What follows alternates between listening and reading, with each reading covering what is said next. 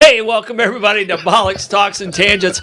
We're here, father-son love going on in the studio. Lenny's laughing at us. That's how we share our love right there. That's it, man. I just don't want to be called as a witness. Hey, tonight we're talking about traditions of weddings all over the world. There's some really weird stuff. Yo, yeah. I mean, you got. I'm not even sure what you got written over there. I can't. If someone came in and said, "What's he writing down?" I seriously might think you have worse handwriting than Blake. It's that bad, Blake. I think we've both been insulted. Yeah. Equally, it was supposedly equally shared. Thank you. Well, with Blake, I will, without a problem. Yep. So we're real excited about the show.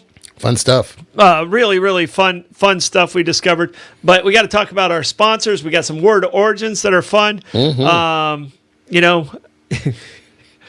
Lenny, I'm going to have to move some of my writing this way just so you have room.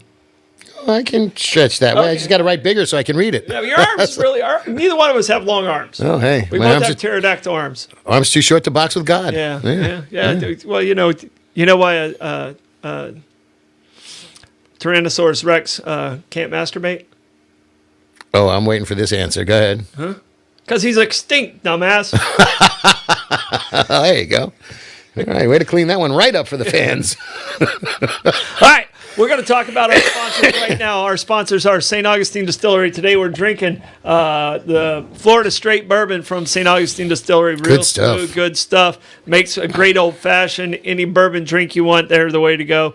They have amazing tours over there at the distillery. Citygate Spirits have all different types of flavors. You got to try them out. You really need to get over there. If you haven't done the tour before, you need to take the tour. All right. And the tour is free. Maeve picked out my hat today. And it's sparkly. Three-year-old, this is her hat she wears when we go to special events, and she said she needed me to wear it today. So we're wearing the sparkly hat. It goes with the blue. It does. You're styling, brother. All right. Meehan's Irish Pub. Talk about styling and profiling. Go to Meehan's Irish Pub. They have 3 bars in one. These guys just do an amazing job. Their menu is incredible.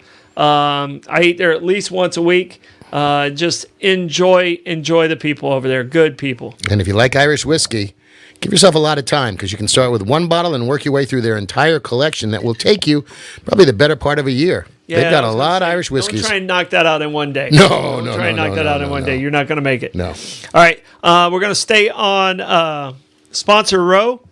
Sponsor Row, St. Augustine Pirate Museum. They have over 800 artifacts. They do just an incredible job. If you have not been to the Pirate Museum, you need to get your butt there and take some family and friends with you. They have a beautiful dagger that I covet, but I don't think I'm going to get it. No, I don't think they're going to give them away. No. They don't give away daggers. No. So this is a fancy one. All right, River and Fort, still hanging on Sponsorship Row right there. It's right there at the corner across from... Like where I never can remember the location. Where is this located? I believe it's across from the river and the fort. They should put that in the name. You think they took a long time trying to figure out what to call the place? Well, up there they started as River and Post. In Jacksonville. Yeah, exactly. And then when they came down, they started with the river, and it's like, let's look around. Oh, there's a fort. Right. So, looking forward. They have another restaurant coming. It's very exciting. Restaurant that's coming in between the Hilton and Harry's. Excited about that. Mm-hmm. Sponsor Row again, keeping it going. Hey, the build out they did at River and Fort, I'm looking really forward to what the job they're going to do there. Oh yeah, they're just good people. Good. So Bob and Jeff, appreciate your partnership. All right, the Roosevelt Room, one of our newer sponsors. We really appreciate these guys coming on board. To me, it's the best breakfast downtown by far, not even close. And they have amazing lunch menus. They have a country fried chicken that is incredible. They have an avocado toast that just is to die for. So you got to get over there. Yeah, and their menu. Oh, I looked at the menu. I'm looking forward to this. And the menu is just much more vast than just a breakfast menu. I mean, there's a bunch of stuff on there, and I didn't expect that when I looked at the menu. I was figuring, it's a breakfast place, but oh my goodness, it's breakfast and lunch. Absolutely. And then they have a special events room that holds up to about 70 people. Perfect They've really place. been doing a nice job with that. Whatever event you want to do, if you want to do a fundraiser, a wedding. Talking about weddings. There you go. These guys are the place to call. Give them a call there at the Roosevelt Room. That's 70 people, right? Yeah, around 70 people. You will not be disappointed. Just wonderful, wonderful staff there. All right, these guys are the guys that keep me out of trouble. Abare, Kresge and Associates. Had my sit down with my accountant last week, and he says, okay, we're going to keep you out of trouble one more time. But really appreciate it. If you think you can do your taxes and save money, you can't. These guys know where to look, where to save you money, and to get your money back for you, or hold on to your money. That's even more Some fun. of you pay ahead of time. I'm not that guy. No, yeah, I'm fortunately off of the estimated tax circle. I'm that guy. Yeah, I'm that guy. All right, and the reason I'm that guy is because... Well, let me ask you a question before Yes. you do this one. I've got a friend who's looking for an apartment. Do you know who I could send them to? Oh, you know who you need to call? You need to call Troy Blevins at Coquina Coast Realty, and that number is 904-669-7901. We have two apartments still available. Okay. Showing one of them as we speak right now. Hopefully it got sold. Okay. Anything you want to do in real estate, if you need to be helped through the process, if you want to do a development project or something like that, give me a call, because Coquina Coast Realty works really close with Walking Man Consulting. Very good. Okay? Which, sometimes is involved with Trivia Nation, and sometimes with Shave and Haircut Production. 2 And bits. sometimes, yeah, that's it. Hence the reason for Abare, Kresge and Associates. That's why we got to have them. So there's LLCs all behind everything That's I it. do. All right, let's start off with word origins. I'm going to Okay. let you start. All right. So, Well, the first one is, in theater, when you're about to go on stage and you're starting production, the commonality to wish somebody a good show is say, break a leg. Mm-hmm. Which may be bizarre to expect that from somebody, but it's commonplace in theater. You don't want to say have a good show, because That's bad luck. That's exactly right. So this is sort of an opposite situation, but I pursued it back to see where it actually came from, and there was a citation in 1921 and one in 1948. And the 1948 one is about horse racing and theater. And, before horse race, you didn't want to wish that person luck. You wanted to, do the opposite, and you say, I hope you break a leg. well, that's not nice to say to the horse. I understand that, and the horse is not happy about that, because, they shoot horses, don't they? Yeah. But it also came out of a Yiddish expression called Hatzlach Ibracha. Mm-hmm. You need a little more phlegm, Easy but I got for to you, a little more exactly phlegm. a little more phlegm, which is broken neck and leg, and that evolved to a similar phrasing from similar words in German, and there's a pretty close overlap between Yiddish and German in a lot of ways, and it was interesting because the World War I pilots, German pilots, would wish each other a broken neck and a broken leg before they took off on their sorties. Wow. Yeah, so that's where that came from. But the interesting one is, and all darn Shakespeare. He kind of created quite a few phrases. Yeah. Well, there was a way to show pleasure at a show. People would be sitting in their chairs, and then if the show was good and they enjoyed it, they would stomp their chair. So they would jump up and down and stomp their chair. And if it was a really good show, at least 1 or 2 chair legs would break. So they would break a leg, and that would signify, if you broke a leg or a chair leg in this, that it was a great show because people were really exuberant. I'm so proud of you. I'm so proud of you, dude. That's the best word origin you've ever brought to us.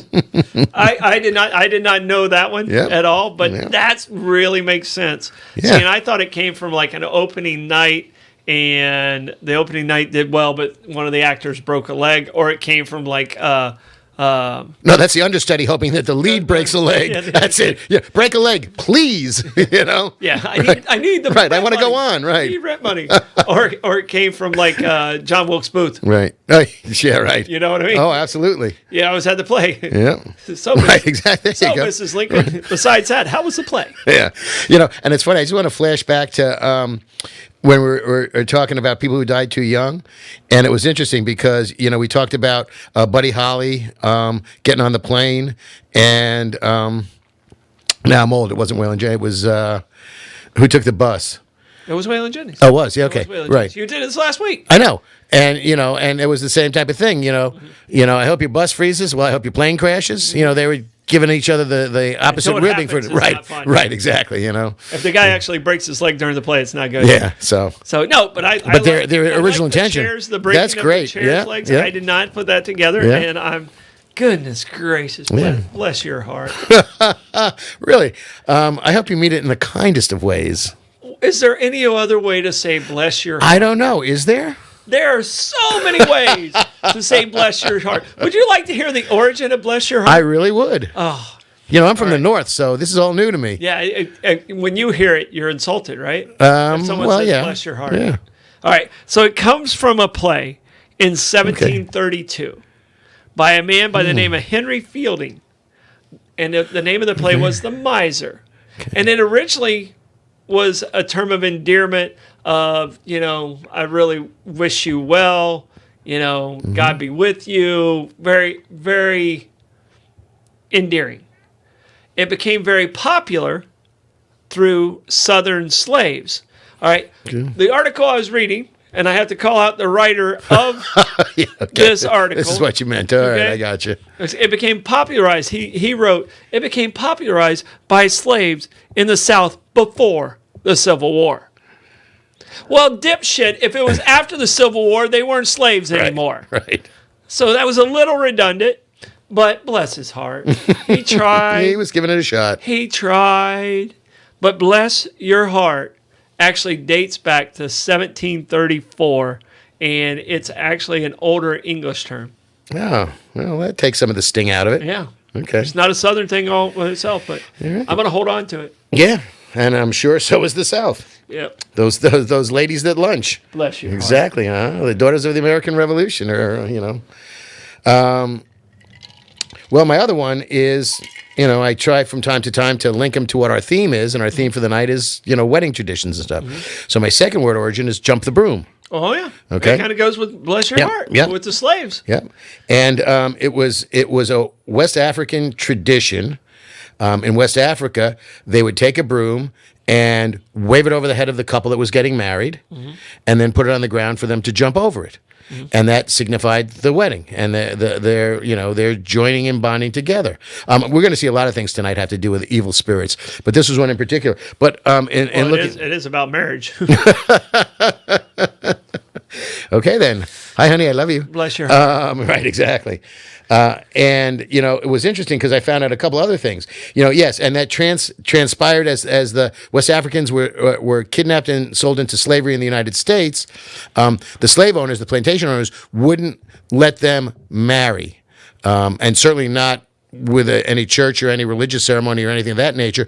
So they would continue the tradition, and slaves would, they would couple up and decide they were going to get married because, love is everywhere. Yeah. And they would jump the broom, and they would then say, hi, we're married. It's all good. Mm-hmm. Now, what I found interesting, too, is I found some citations that they did that in Wales as well. Okay. And The Welsh. yeah. Okay. Not the wealthy, the Welsh. Welsh. Yes. The Welshie. Thank you, Sean. Yeah. Mr. Someone told me Mr. my Connery. beard looked like Sean Connery last night. Okay. They got extra points. Damn it, I knew we lost for a reason. Yeah. No, that We lost because we sucked. that was because of your answer. Yeah, we lost because we sucked. And I didn't know that there was a Roma or a tinker or a gypsy. I know there were tinkers, but a Roma population in Wales. Okay. And same type of thing. The Catholic Church would not let Romas marry, so they would jump the broom, and that would signify their wedding and their marriage. So and that was interesting. You think they got it from the South African, like The West African, I don't know. That's it maybe, but I don't know where the Roma population, which is Eastern Europe could mingle with the West African slaves because they weren't in Wales. You're talking about the gypsies. Yeah. A lot of those still exist in Romania. Absolutely. That area. Yeah. So that was really it. And I have some people that work in some of my job sites that are from that area. Yeah. And they speak similar languages, but the Romanian, not the Romas, gypsy, right? The Romas, they really don't get along. No, a lot of people don't get along with the Romas. And it's, and they warn people on the job site, put away your tools. Yeah. And they have a bad rap. The Roma don't even see it as stealing. It's you left it. Right. Well, all right. Put an air tag on that sucker. No, that's the whole thing. So, I mean, it's a group that's always been kind of outcast, but I think they earned some of it. Yeah. No, a lot of it's self-inflicted. But it's interesting because there's a couple more things with Jump the Broom, and then we can move on. Well, you have another word origin coming up. But Jump the Broom, there was some... And the Romas in particular, if you jumped forward over the broom, you were getting married. If you jumped backwards over the broom after the fact, that's it. Situation's over. It was done? Yep. And a couple people believe that the person who jumped over the broom the highest would then be the decision maker in that couple. Oh, so I bet there was a competition. Yeah. Oh, okay. So you went high, and you got to make all the decisions. Yeah, and you know where that happened? Over yonder. Where would that be? Over yonder. Right. All right, and it actually comes from a Dutch word, which is gender, and it's Ginder, gender, which means over there. Okay. And then it got mixed in with an English word yon, and it became yonder. All right, and it didn't become popular till another writer, not Shakespeare. Ah, good. Southern writer. Give me a guess. Well, when you think of Southern writers, who do you think of? Well, you got William Faulkner. You got Harper Lee. Come on, man. You are from up north. Yeah, well, all right. Come on, Tennessee man. Williams. I'm gonna let you flounder. They'll qualify. They qualify, but they're not the Southern writer. Who? Truman Capote? No, I'm gonna let our audience out there see if somebody's got it. Help a brother out here, please. See if somebody's got it. All right, help a brother out. The most Southern writer possible. Like if this is signed, Blake, you grew up in the South. Do you have any idea? Thinking John Steinbeck? He was from California. Blake, any idea? You're from the South. Southern writer. When I say Southern writer, who do you think of? Stetson Kennedy. Oh, Stetson's very... well, there you go. Way to suck up. I'm not going to hate on that answer. Right. All right. When I think Southern writer, okay. I think Mississippi. I think Huck Finn. Tom Sawyer? Tom Sawyer. You thinking Mark Twain? Mark Twain? Is a Southern writer? Do you not think of him as a Southern writer? Not in the least. Are you kidding me? No, not in the You least. claim him as the North. No, but I wouldn't claim him as a Southerner. Oh my gosh! Have you ever Was he a read Midwester? Have you read? That's where I would go. Thank you, Blake. Midwestern? Yeah, I read him. Oh, I read him. Gosh, he's as Southern as Southern gets. No, hold on. Where's Calabasas County? Hey. Yeah, I'm sorry. I think when I think of Southern writer, I think Mark Twain. All right, here. Do you want to know where Mark Twain was born in? He was born in Florida, Missouri. The town name was called Florida. You don't consider Missouri Southern? It's a border state, but but it ain't Mississippi. But yeah, it ain't Harper Lee. He was born in Florida. Yeah, Missouri. Yeah. All right. No, okay. I can't think of. I mean, Huck Finn. I think of Huck Finn and Tom Sawyer as Southern could be. All right, but I don't think of Mark Twain as Southern. That's all. Yeah. All right. Well, I mean, more than Harper Lee and William Faulkner. What was Jim? He was an Indian. No, Engine Joe. Joe. Okay. Engine Joe. Right. Jim floated down with Huck. Okay, so he was flotsam. Yeah, he was an escaped slave. Right. You know where he was going? To the north. Well, yeah, but the river don't flow that way. Yeah. He wasn't going to get there unless he was in the St. John's. He was going to the north. He was going north. Okay. So, all right. All right. We got so many wedding traditions. Oh my goodness. Oh goodness, it's so much fun. All right. Mark Twain. Where do you want to start? Pick a country, any country. All right, I'm going to give you three choices of mine. You give me three choices of yours. I'm going to go Scotland, India, and Kenya. Well, I know you've been very excited about India, so I'll let you do India first. All right, so I just went to an Indian wedding 2 weeks ago. All right, and I've experienced it a little bit before, but I was fully immersed in this one. It was people that were very close, and some of the traditions I really loved and really thought were hilarious is first off, all the ladies are painted in henna. Yeah. Like all up their arms, hands, everywhere, and some amazing artwork. And the wedding I went to, they brought in a henna artist from India. Okay. And it was just amazing, some of the artwork, and if you don't know what henna is, it's like a temporary tattoo. Right. But all the ladies had those, for the event of the 5 days that was existing. Right, because these are not short weddings. No, these are the longest weddings ever. All right. The most fun tradition was the stealing of the shoes. Did you see the stealing of his shoes? Yeah, the Juta Champari. Yeah, I'm glad you said it. And not well. I can't pronounce the food, but I love to eat it. But what they do is the bride's family, the women of the bride's family, actually take the shoes off of the groom. Right. Then they throw the shoes. All right? They throw the shoes. All the single men fight over the shoes. Now they're fighting over the shoes. I didn't know the tradition. The shoe landed right beside me. Handed it to the guy beside. I didn't want to be a part of it. But it is an all-out battle for the shoes. All right? And the groom has to pay a ransom to get his shoes back. Yeah. All right? And I was like, oh, what is it, like $50? No. It's like $5,000. Yeah, good thing you gave it back. Yeah. No, I mean the groom has to pay that to whoever ends up with the shoe. In that case, sucker. Yeah. You should have never given it back. Some of these guys were really violent about it.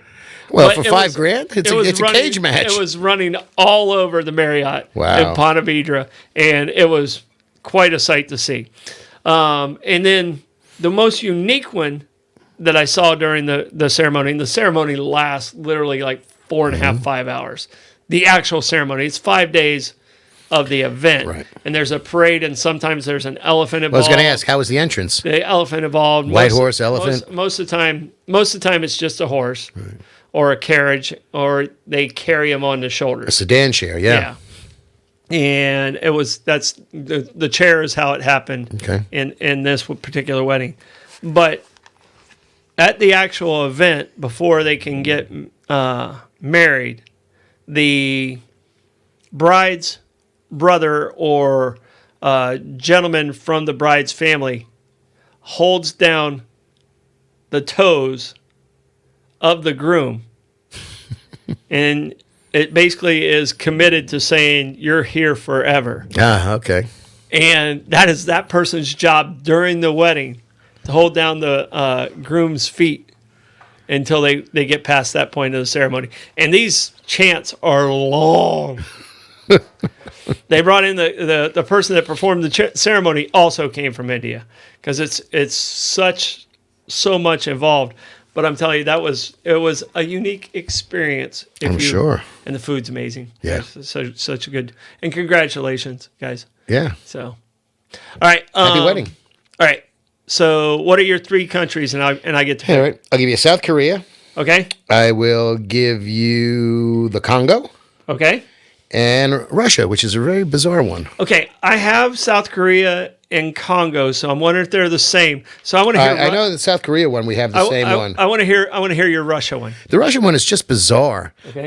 If you're in Moscow and you're getting married, the bride and groom go to the Kremlin and go to the Tomb of the Unknown Soldier, take pictures in front of the Tomb of the Unknown Soldier, and lay down flowers in a show of respect. Okay, as long as they don't lay down with him, that would have been really weird. I just thought that was, all right, well, put that in your wedding album, why don't you? The Tomb of the Unknown Soldier. Yeah. So I found that kind of interesting. Who's in there? We don't know. Oh, okay. We don't know. As a matter of fact, I took a friend of mine and showed him the National Cemetery in town, which is a poignant and beautiful little national cemetery over on the end of Marine Street. Mm-hmm. And you've got the three Dades pyramids there, and we're going on one of those tangents, but I'll bring it back in a second. But I was surprised to see how many tombstones were there that were unknown soldiers. Unmarked. Unknown soldiers. Yeah. A lot of them. Well, I mean, dog tags really didn't come into play. Right. I mean, so Civil War, they started it, but they really didn't come into play until World War One on a regular basis. Yeah.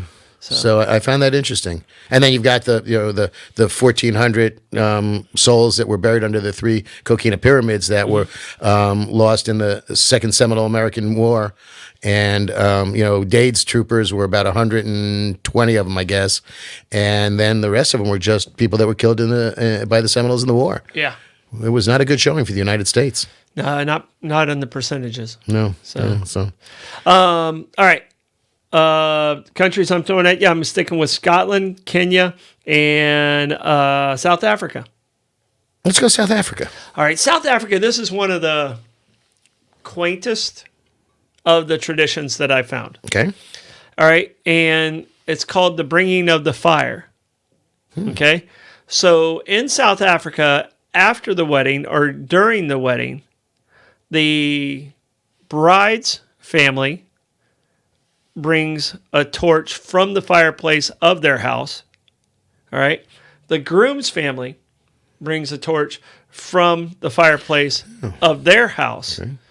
And then after the ceremony, they go and light the fireplace of the new couple's house. Okay. So it's bringing the families together. Right. So it's, we're talking about a tradition when families didn't move around a whole lot. Right. So that was their childhood home and bringing the two families together. And that is the bringing of the fire in South Africa. Well, that's interesting. I really like that one. I was that one's really nice. There's a lot of commonalities in a lot of other services. And I've officiated 2 or 3 ceremonies myself. Available for all your marital needs. I got one under my belt. Yep.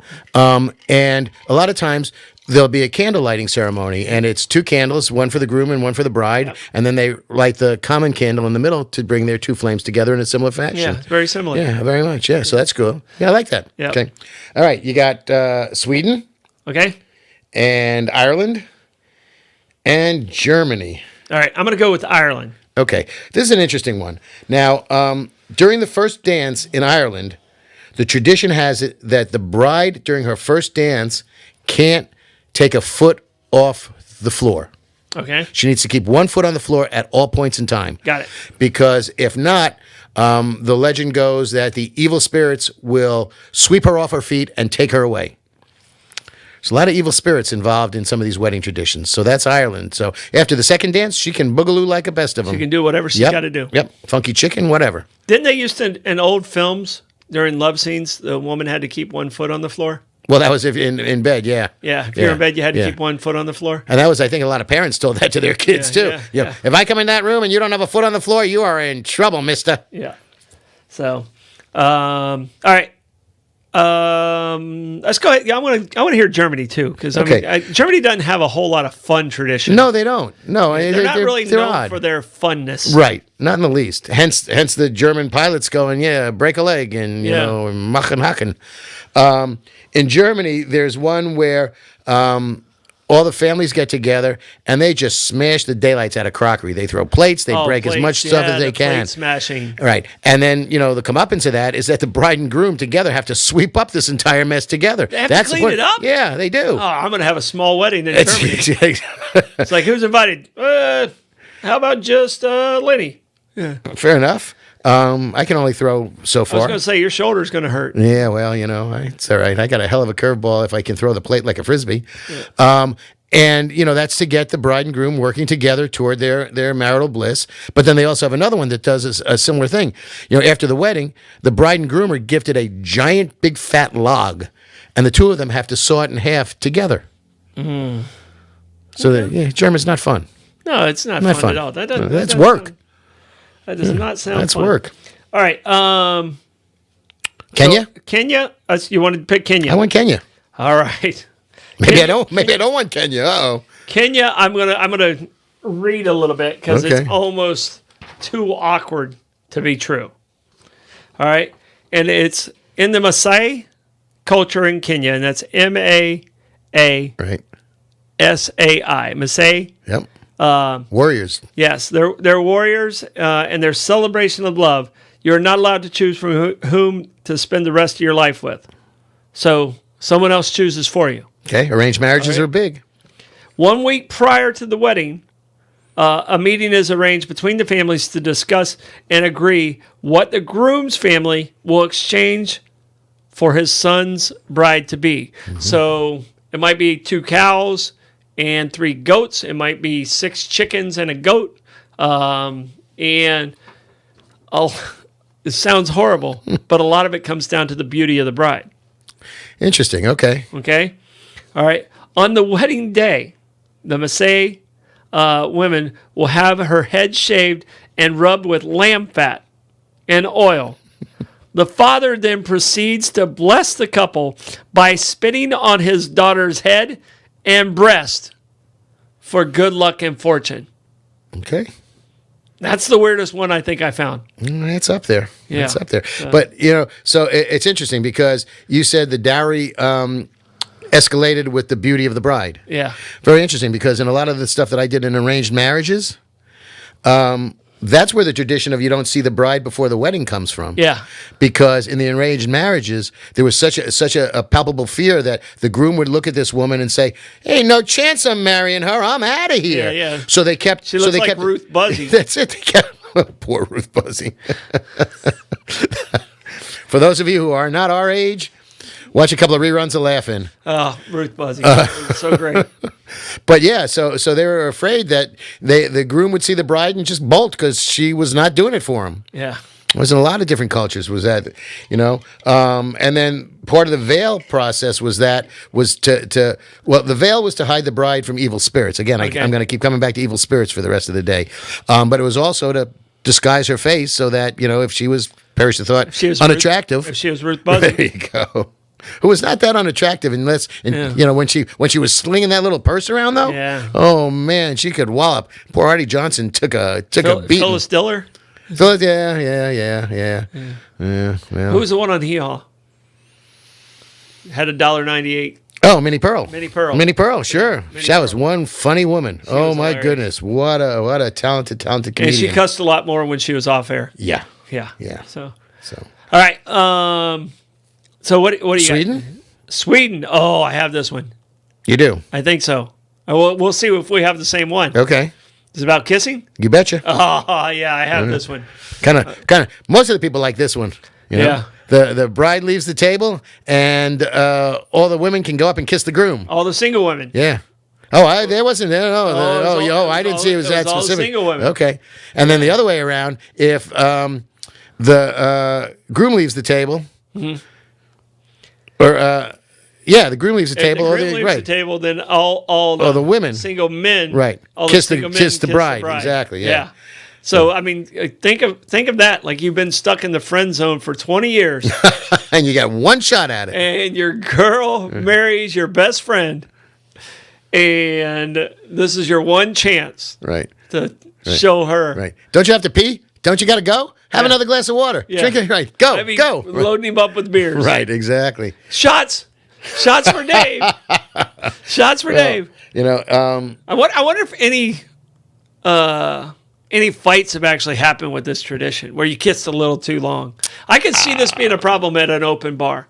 I know the Swedish are very, I don't know. I was gonna say refined, but I'll just go with blonde. Yeah, I was gonna say. I think I might have dated a Swedish girl in high school. Very blonde. Absolutely. She was from yeah. Minnesota. Minnesota. There you go. Right. But that I mean, makes I sense. don't know a whole lot about Swede traditions. Well, that's the one. That's the good That's one the right only there. one I know. That's the good one right there. And they make little gummy fish. Right. Right. Right? Yeah. Right, Blake? Didn't that come from Sweden? Yes, they do. I know. If it's a gummy candy question, Blake's my expert in the house. Nice. Excellent. That's his go-to candies. There's something similar in Venezuelan wedding receptions. At some point in time, the bride and groom are far from obligated to stay to the end of the ceremony. So their object is to sneak out without being caught. So the ceremony's over, the reception's going on, and the bride and groom just kind of disappear. And the person who realizes that gone first apparently has good luck forever. Wow. Yeah. No cash prize, unfortunately, I was but going to yeah. say, not like stealing the shoes. No, not at all. And where was this at? That's in Venezuela. Venezuela. Yeah. Okay, not an Irish exit. No. Well, same idea. Yeah. Same concept. Yeah, pretty much. Same Yeah. concept. Yeah, Maybe that absolutely. needs to be our word origin. Find out where the Irish exit Ooh, came I'm from. liking that one. I have All a right, friend we of got mine to who's talk perfect about at it. our sponsors. First sponsor, we got to talk about Coquina Coast Realty. If you want commercial, residential, whichever type of real estate you're dealing with, help with rentals, help with development, give me a call, 904-669-7901. All right, best accountant in town, Abare, Kresge and Associates. These guys can help you through whatever you want to do in your accounting world. Set up a new business, set up a retirement plan. They're there for you. Don't plan on doing your taxes yourself. If you're doing your taxes yourself, you're losing money. All right, Roosevelt Room. I really want you to go to the Roosevelt Room. I want you to try out this place. It is so good. We'll do it before next week. The event space there is amazing. The people there are excellent. The food is off the chain. They're there for breakfast and lunch. By far the best breakfast in downtown, without a doubt. All right, River and Fort. If you're out a little later, want a good dinner, sit down dinner with a great view, go to River and Fort. They have amazing food. Their wine selection is incredible. Their whiskey selection is second to none in town. They have an appetizer, a seafood appetizer that is not. I mean, It's towering, I hear. It's a Towering. The grand tower of seafood. And Blake got to meet Louis Tiant this past weekend. Yeah. Last time we were at River and Fort. He's so adorable now, isn't he? Me, Louie, and Dan shared a grand tower, and we crushed it. Yeah. So, but that's the best app in town, isn't it? Indeed. It's so good. So good. But check them out, River and Fort. Best view to have a cocktail, look at the fort, look at the river. You won't be disappointed. No, and it's a great place if you're into sunsets. Mm-hmm. The fact that it's on the bay side, the rooftop is such that you can get a good western exposure for a sunset. Mm-hmm. It's a really nice way to be. Yep. All right. City St. Gates? Augustine- Huh? City Gates? Well, we're doing St. Augustine Pirate Museum, but we can do Okay. City Gates. We can do City Gates right now. Why don't we? City I got a Gates drink in Spirits- my hand. City I Gate know. Spirits, St. Augustine Distillery. Cheers. They keep us filled up during the show. Appreciate it. And tonight we're drinking the St. Augustine Distillery, the straight bourbon, So good. smooth So as good. can be. I'm going to take a sip. You talk. I like their bourbons very much. They use Florida cane sugar in their clear liquors, but their bourbon, and they started aging them in different barrels and flavored barrels. It's just wonderful, really. It's And they wonderful. really do an incredible job. Congratulations to those guys making an idea become a reality. The best tours in any distillery in the United States. And and they got that designation pretty quickly. I understand that there's a tremendous amount of people that come through St. Augustine on an annual basis, but they got a recognition as one of the best tours in the country Tasting tours, yeah. quickly. And it's justifiable. Well, they you know? educated, the owners educated themselves of what was working, what wasn't working, and they did an incredible job waiting for this reality to come too. And we're in a town where people give tours. You were a tour guide for many years. Still have my license. Yeah, so I mean, it's a town that people give tours in. So we have talented people from the jump. So I think that definitely helped. The talent of the city helped them also get there, and they were smart enough to hire those people. Right. And it doesn't hurt that they give you a tasting. Oh yeah, you're Right. Have a couple. They have you fill out the survey after the tasting. Right. All right, Meehan's Irish Pub. Can't say enough about Hi, these Reg. guys. Reg, you're an incredible dude. You're a great owner. Great to have you in St. Augustine. Amazing menu. Bartenders. I think they have the friendliest bartenders in town. their staff is so together. They have a running club that they're constantly, if there's ever a race in town, and there's a lot of races in town, Yeah. Meehan's team is always running. Sammy Joe, Reggie, they're all running. I just found out they have a bowling team, that there's a restaurant bowling league in town. Oh. And Meehan's has a team in that, no less. Okay. Yeah, that's just, so not only is it a great place to work, but you have fun with your coworkers, and that's a wonderful thing. I watched a lot of professional bowling on Saturday mornings.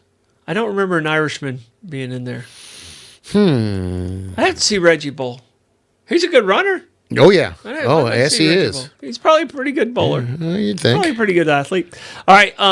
Last but not least, definitely not least, St. Augustine Pirate Museum, right there on Sponsor Row. They have over So much 800 fun. artifacts. Cindy and the whole crew over there, the Croce family, so happy you're in St. Augustine. Another one that just knows how to tell a story. Yeah. Captain Mayhem. Wasn't there the day I went, but I'll go back. All right. So I'll go back. all right. We're still talking wedding traditions. Yeah. Over here, I have Southern. We already did Sweden. Yep. And French Polynesian. Oh, I might know the French Polynesian one. Let's see what you got. All right, the human rug. Oh, okay. That's not what I have, but go ahead. Go ahead. You don't have that one? Nope. All right, so the human rug in French Polynesia. It's a little strange, but it's called the human rug. All right, and the human rug is at the end of the wedding ceremony. All the bride's relatives lie face down, so they're butts up. Yeah. All right, face down on the ground and lie while the bride and groom walk over them as they were a rug beneath their feet. Hopefully the newlyweds went on a diet before the wedding, is what they said. So they're light on their feet. So you're literally laying with your butt up. If you spent a lot of money on a dress, you'd be a little upset, wouldn't you? Well, I'm going to talk about dresses in a second, but while we're in that part of the world, in Fiji, if you're asking for the woman's hand to go to her father to ask for permission to marry his daughter, you have to present them with a whale's tooth. Oh, I saw that one. Yeah. I did see that Piece one. of scrimshaw, yeah. Yeah. So that was interesting. And some of the whales, too, stay in the family and are handed down. Oh, well, that's nice. Yeah, because I saw a couple that were carved. They were beautiful.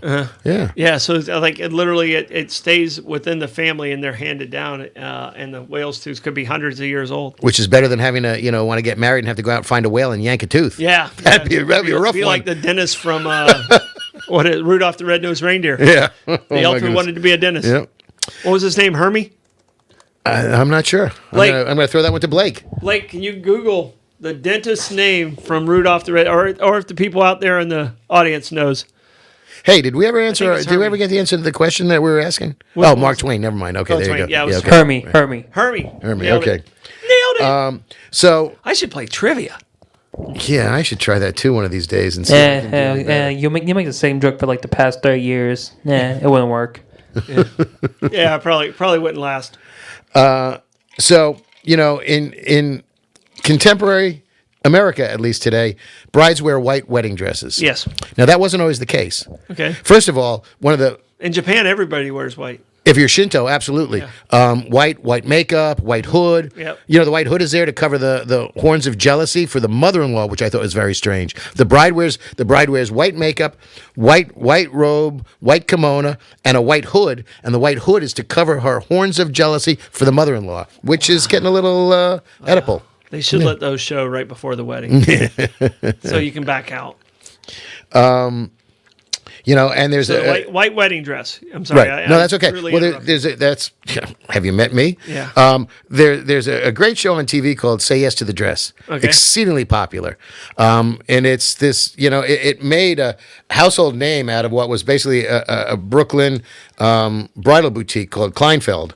And now it is one of the best shows on, I don't know if it's on the Learning Channel or whatever channel it's on.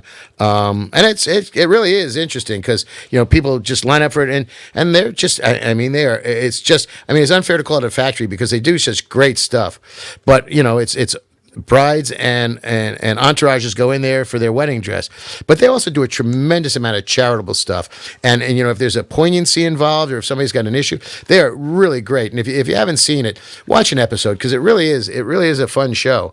Or I'm just overly in touch with my sensitive side, but be that as it may, normally brides would just wear their fanciest dress. Mm-hmm.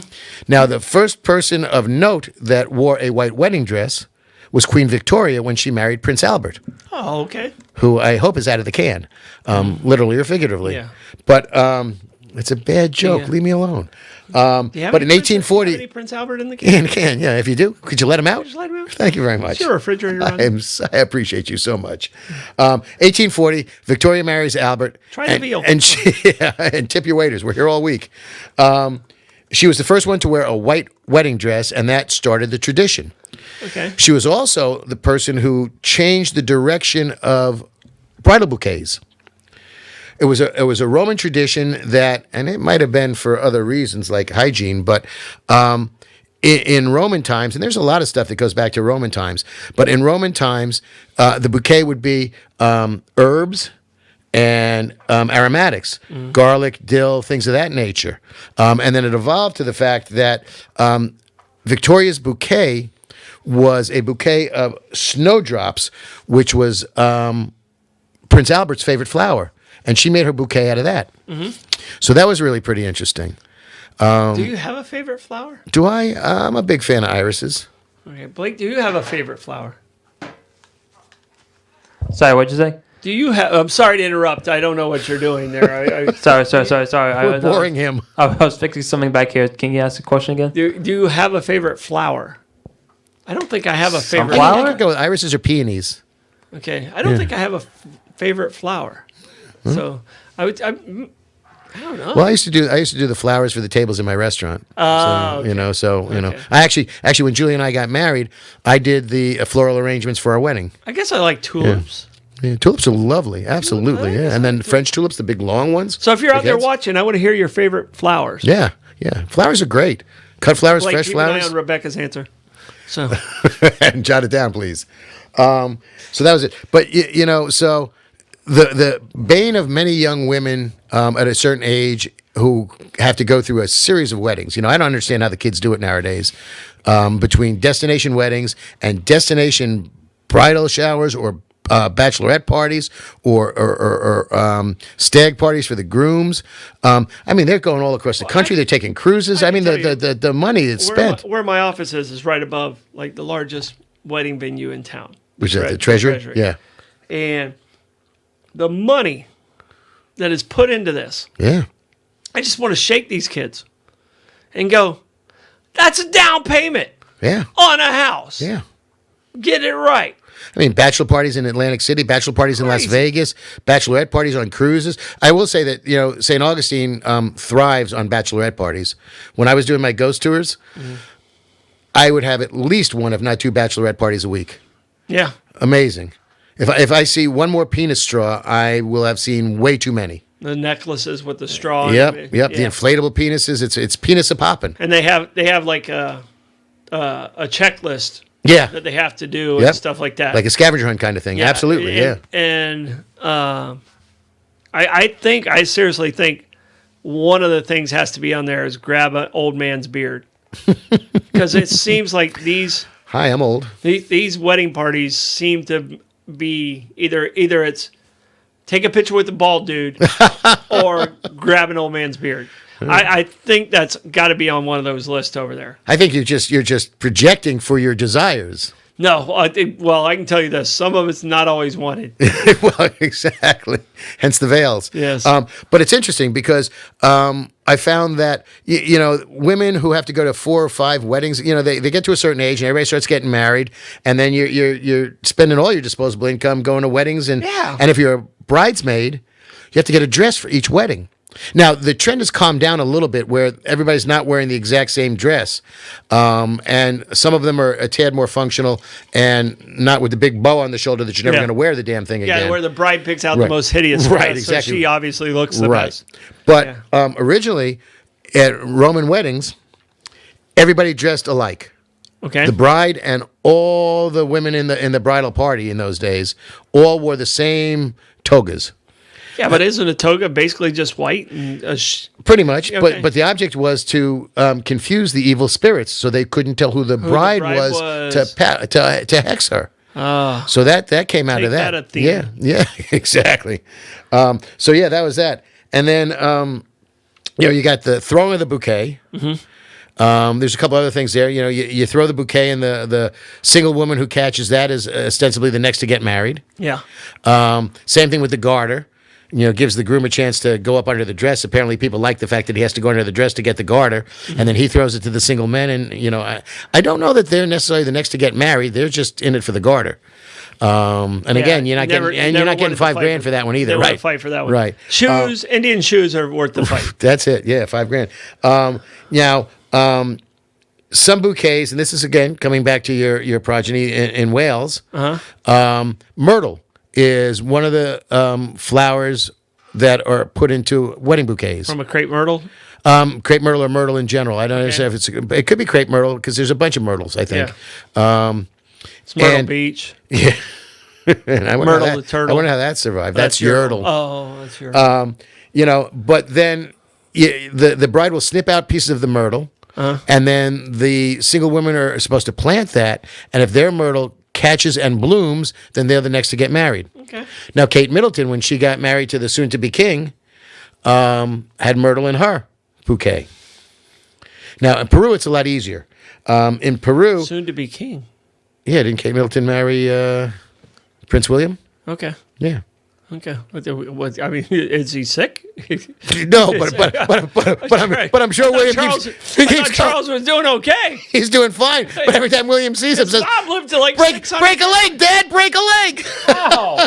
His dad lived like 600 years. I was like, is there something I don't know about Charles? Philip was a trooper. Dude, stop yelling like that, man. What the hell? Oh, let's go with that. That's why you go with the one ear on, one ear off. But in Peru, they bake a cake, and it's got ribbons coming out of it. And all the single women yank on the ribbon. Yeah. And if you get the one that has the wedding band in it, you're the next up. Excellent. All right, I have Scotland. We talked about South Korea and Congo. All right, you want to do Congo? And I can do Congo. You do South Korea. Right. I'm sorry, Scotland. Okay. All right. So Scotland. In Scotland, this one's kind of gross. Oh, in that case, I'll definitely do the Congo. This one's kind of gross. It comes from the Vikings. Friends and family of the bride show their love to the future bride by tying her up and covering her with gross things. The grossest things they can find, which includes anything you can imagine from the pantry, such as flour, sauces, mincemeat, fish, you name it, whatever's in there. Just grab a haggis. Whatever's in there. All right. After bathing her in her smelliness, she is then taken for the night out with her friends. So it's kind of the like bachelor that. Party. Oof. Bachelorette party. Yeah. All right? The belief behind this is if she can handle this, she can handle marriage and the humiliation she will face when she weds. Oh, gee, that's just joyous and uplifting, isn't it? Yeah, so they just smother her with the grossest stuff they can find. I mean, I'm hitting her with Spam. Yeah. What's in your cupboard that you can think is the grossest thing to put on the bride? Ooh, anchovies. Oh, you have anchovies in it? Yeah, I like anchovies. But I wouldn't want to smear it on me. Yeah, I know. I don't think I've ever had anchovies in my house. I had anchovies on a pizza because I just wanted to try it once. Not bad. Just very salty. Yeah, pretty much. Just they have a bad rap. Heavy salt. Heavy salt's all it is. You know, when I start my tomato sauce, you know, if I'm making a gravy or tomato sauce, along with the garlic and the onions and the olive oil, I'll put an anchovy in there, which is, you know, the culinary term du jour of umami. You know, that undescribable flavor. And they dissolve completely, so you won't even know that they're there, but they give such a nice background flavor to the tomato sauce. Well, I mean, I know, is it Worcestershire sauce? has blended anchovies Yep. in it, Yep. and I think A1 has blended anchovies in it. Yep. I know A1. I think the strangest thing it has is like banana peels. And raisins, yeah.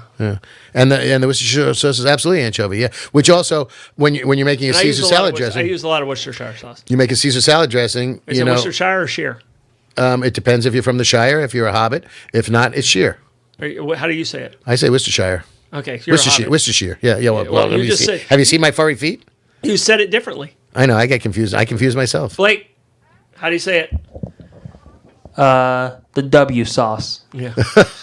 Liam Perrins. Exactly. that's it. exactly. Liam Perrins. Now the question Actually, is, I do say Liam Perrins more than I do Worcestershire but do you take the brown paper off of the bottle, or do you leave the brown paper on the bottle? on the bottle. Okay. Peeled down so it doesn't get Yep. all gross Okay. and nasty. Way to go. But the paper stays on. Good. All right. Congo. Congo. All right. No smiling. That's exactly it, which is very interesting. But if you think about it, it kind of makes sense. In the Congo, the day of the wedding, neither the bride nor the groom are allowed to or encouraged to smile in any way. Because if they smile, it signifies the fact that they're not taking this seriously, and the wedding should be serious going into the marriage. Yes. So I thought that was interesting. Yeah, if you smile, that means you're not taking it for real. Correct. And it's bad. It's bad luck and frowned upon by. It's an insult to the other family. Yeah. So, and both of them, that's the bride and the groom. Yeah. All right. There's a lot of tears in weddings too. Well, that's true, and evil spirits are popping. Yeah. Which is why the tradition of carrying the bride over the threshold was so that she's lifted over, and the evil spirits can't grab her. Okay. So that was that too. Now, let's talk about a Southern tradition, Oh, this one. near and dear to our hearts, I would think. Did you know about this one? Not until I did research. Okay, and I heard this one is only for outdoor weddings. Yeah. In my belief. Which makes sense because it's to keep the rain away. Yeah, and it's a southern tradition, which and usually you put it over yonder. And if you find it, bless your heart. Right. All right. And what it is it's when about 30 days prior to getting married at wherever your outdoor venue is in the South, you take a bourbon bottle, keep it sealed. Yeah. Make sure it's sealed. It helps because you're Yeah. And you put it nose down right. and bury it nose down in the ground. And what that does is that keeps the rain away for the wedding. All right. If it rains, and it didn't show it in this, Right. if it rains, you don't drink the bourbon. Really? Yeah. Pray for dry weather, man, because And what a if shame. If it works, you drink the bourbon. So Cheers, it's a people. bottle of bourbon face down to keep the rain away. I've never heard of it raining on a group that this worked in. Wow, all right. So- I like that idea. It's funny, you keep saying, over Like yonder. if you have an outdoor wedding, we're going to do that, No. and you're going to have bourbon. No. Yep. No. Yeah. You don't have a choice. No. Yep. No. I mean, I don't know why you hate your dad so much. So It's a shame. yeah, you raise them up. You think there's love I mean, there. You think there's love I there. would understand that, but it's funny. Every time you say over yonder, I keep flashing back to, Tony Curtis, who was playing an Arabian Prince. Oh, okay. And his famous line that he's been, besmirched for his entire life was he kept saying, "Over yonder in the castle of my father, the sheik." That was Over yonder. Over yonder in the castle of my father, the sheik. Yeah. I mean, he got much better after that, but because apparently he was a defiant one. Yeah. But we'll carry on. Yeah. Some like it hot. Yeah. Apparently, and he and Marilyn had a little flingy, and then they stayed friends. Okay. Yeah. Well, He was quite the rock on tour. his daughter's not bad to look at. So, do you have any idea who we're talking about, Blake? No. No. Tony Curtis. No. Never heard of it. No. Really? You ever heard of Jamie Lee Curtis? Yes. That's his daughter. Oh. Okay. And Janet Leigh. So, He was a defiant one with Sidney Poitier.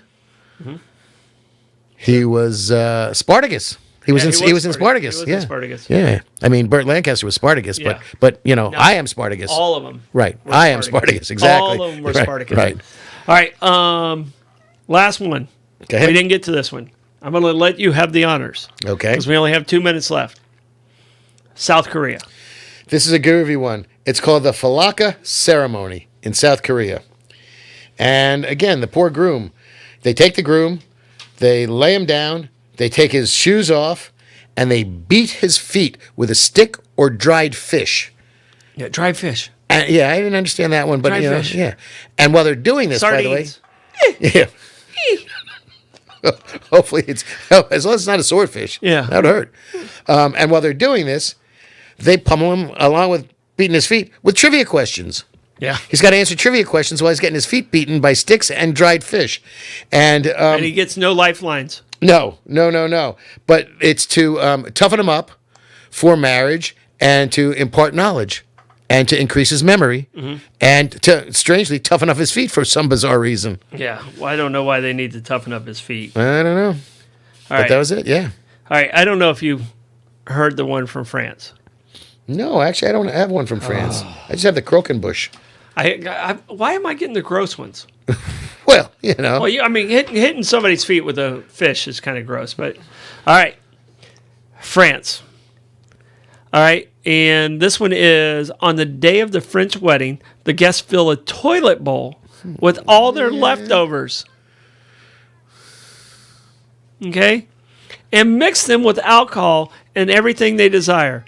The couple is then obliged to finish the toilet bowl in order to build up strength for the taxing wedding night that is ahead of them. So as they're puking on their No, thank you. On their wedding night, that's just not nice. Destination wedding in France just got canceled. Right. I mean, that sounded like a recipe for prison pruno. You know? That's horrible. That's man. We ended on the grossest one. Oof. All right. I want to say thank you to you guys. Appreciate you. Make sure you hit that share button. If you love the show, hit that share button twice. If you didn't love the show, hit it 3 times. Take care of our sponsors. Blake, excellent job in the booth when you were conscious. Lenny, excellent job all day. You were conscious 96% of the time. I was there. By the way, wedding rings, only 70% of Couples? engagement rings Oh, are diamonds. really? Yep. So in case that comes up in trivia. All right. I like that. Again, appreciate you guys. This is Bollox Talks and Tangents, and we'll see you next week.